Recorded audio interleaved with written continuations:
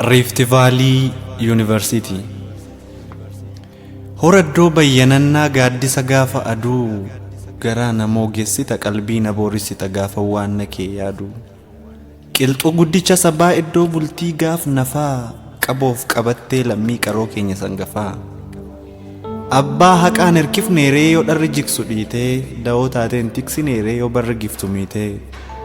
falmataan dhara jibbee dibbee sobduu gaaf ciree gaanfi gafarsaaf kotteensaa gaafa dachee hu'uree yoom dhaabattee nu laalte hin dhiigde malee ati ragaan siif baa'anii ati kennaa uummataati afaan waccuuf qaroon boossu gaaf taate mirree gaafa gaddaa gaafa meenyaa gaaf birmataan hin jirre roorrifamaaf birmattee qaroorraa mimmaa naqxee malee roorroo sodaattee yoom beekta karaa maqxee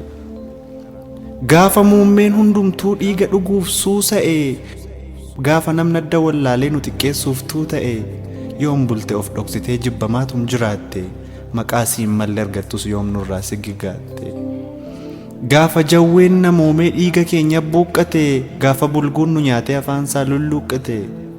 yoom faa callistee laalte qoonni kee laayyoo miti yaa qabeenya uumamaa yaa qabeenya oromoo yaa qabeenya uummataa ati kennaa oromooti gaafa abbaan aangoo sobee beekaa keenya xiqqeesse